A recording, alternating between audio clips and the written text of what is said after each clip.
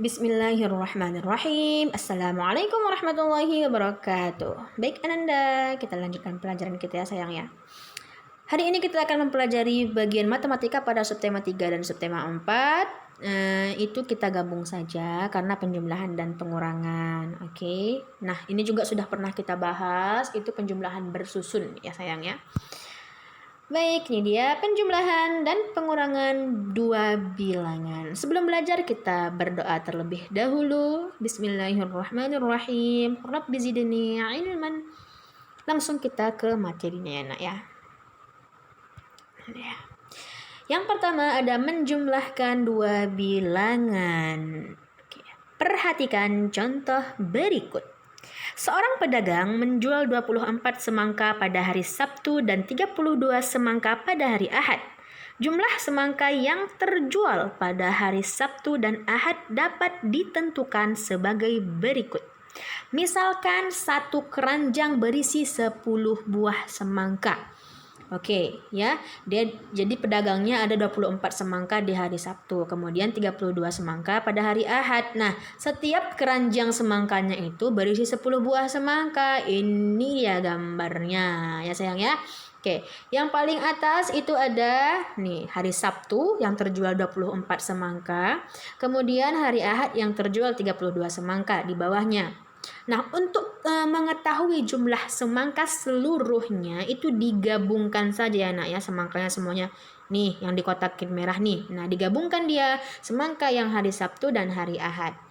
Karena satu keranjang itu isinya 10 semangka, mari kita hitung sama-sama yuk. Berarti ini 10 semangka, 20 semangka, 30 semangka, 40 semangka, 50 semangka ya. Yang dalam keranjang 50 semangka. Sedangkan yang di luar keranjang itu ada 6 buah semangka. 50 ditambah 6 hasilnya 56. Jadi semangka yang terjual pada hari Sabtu dan Ahad berjumlah 56 buah. Oke. Ini kalau ada gambarnya. Nah, bagaimana jika tidak ada gambar? Ini lagi.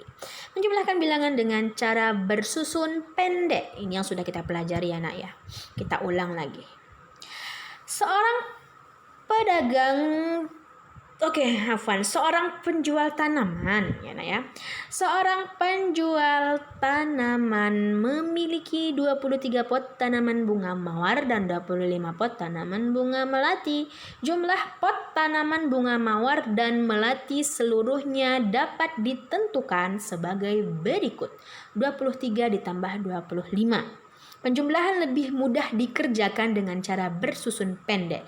Perhatikan contoh berikut. Ini contohnya anak ya. Caranya Ustazah ingatkan lagi, kita ingat lagi.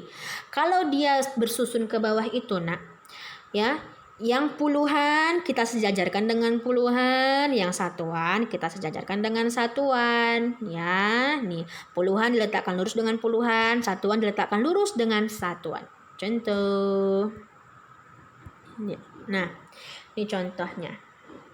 Oke, perhatikan. Ini ada 23 ditambah 25. Nah, diingat sayang, yang kita jumlahkan terlebih dahulu adalah bagian satuannya. Baru bagian puluhannya. 3 ditambah 5 sama dengan 8. Puluhan dengan puluhan, 2 ditambah 2 sama dengan 4. Jadi jumlah pot tanaman bunga mawar dan melati seluruhnya ada 48 pot. Oke.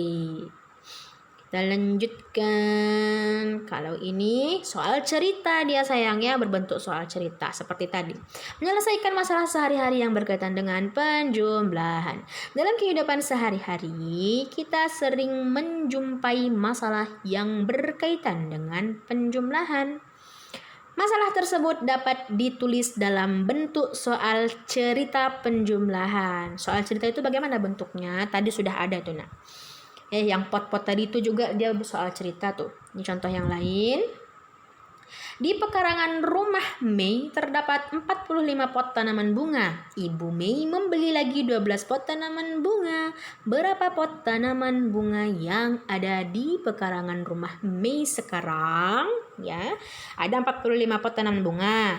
Terus ibu beli lagi 12 pot tanaman bunganya. Jadi berapa jumlahnya? Jadi penyelesaiannya Ya, untuk cara menyelesaikannya supaya tahu kita jumlahnya berapa, kita dapat menggunakan cara bersusun pendek. Kalimat matematikanya, perhatikan nak.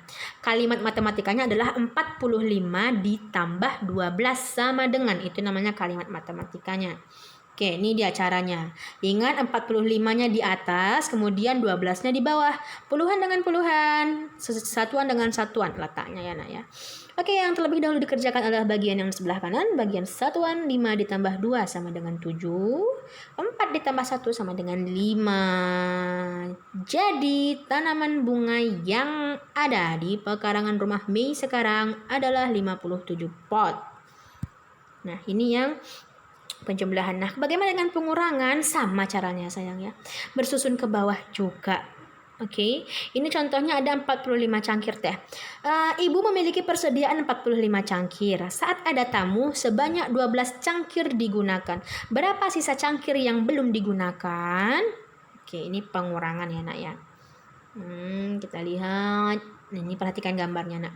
Ini ada cangkir, gambar cangkir. Nah, jumlah seluruh cangkir pada gambar ini adalah 45. Ini cara kita mengerjakannya kalau kita menggunakan gambar. Atau nanti pakai garis-garis juga bisa. Cuman itu lama, membutuhkan waktu yang lama. Oke nak? Nah, perhatikan. Karena 45 dikurang 12, maka yang dicoret gelasnya atau cangkirnya adalah 12 buah. 1, 2, 3, 4, 5, 6, 7, 8, 9, 10, 11, 12. Dah, sebanyak 12 cangkir sudah dicoret. Nah, sisa cangkir yang tidak disingkirkan itu kita hitung lagi. Berapa jumlahnya? Jumlahnya adalah 33. Nah, kalau bentuk susun ke bawahnya, nih lihat yang sebelah kiri ada 45 dikurang 12. Sama, puluhan dengan puluhan, satuan dengan satuan. Kita kerjakan yang satuan dulu. 5 dikurang 2 sama dengan 3. 4 dikurang 1 sama dengan 3. Jadi, sisa cangkir ibu yang belum digunakan adalah 33 buah. Kita lanjutkan. Menyelesaikan soal cerita pengurangan. Oke. Ibu memiliki persediaan 48 piring. Sebanyak 16 piring merupakan piring plastik, sedangkan sisanya piring keramik. Yo, ada 48 piring nih. 16 piring dari 48 piring itu piring plastik, sisanya piring keramik. Yang akan kita cari adalah berapa banyak piring keramik milik ibu. Penyelesaiannya, kalimat matematikanya bagaimana? Berarti 48 dikurang 16 sama dengan. Nah, agar lebih mudah cara mengerjakannya, kita buat cara bersusun pendek. Ini dia, 48 dikurang 16, 8 dikurang 6 sama dengan 2, 4 dikurang 1 sama dengan 3. Jadi, ya, piring keramik milik ibu ada 32 buah. Oke. Nah, ini dia yang terakhir. Ada hubungan antara pengurangan dan penjumlahan ya sayang ya. Perhatikan penjumlahan berikut. Ada 54 ditambah 10 sama dengan 64. Nah, karena 54 ditambah 10 hasilnya 64, maka 64 dikurangi 10 akan menjadi 54 kembali. Dapat ditulis 64 dikurang 10 sama dengan 54. Hal ini juga berlaku untuk 64 dikurang 54 akan menghasilkan 10. Ditulis 64 dikurang 54 sama dengan 10. Nah, bagaimana maksudnya? Ini dia contohnya. Nah, 54 tadi kan. Nah, 54 ditambahkan dengan 10. Nah, ingat satuan dengan satuan, puluhan dengan puluhan. Yang kita kerjakan adalah bagian satuan terlebih dahulu, 4 dan 0. 4 ditambah 0 sama dengan 4. 5 ditambah 1 sama dengan 6. Ya, jadi hasilnya adalah 64. Bagaimana kalau 64 ini kita kurangi dengan 10? Hasilnya nanti 54. Mari kita buktikan. Ini 64 dikurang 10. 4 dikurang 0 sama dengan 4. 6 dikurang 1 sama dengan 5. 54. Nah kan? Nah ini dia maksudnya saling berhubungan antara penjumlahan dan pengurangan. Baik Ananda, jazakumullahu khairan. Mohon maaf atas segala kekurangan. Semoga bermanfaat untuk kita. Assalamualaikum warahmatullahi wabarakatuh.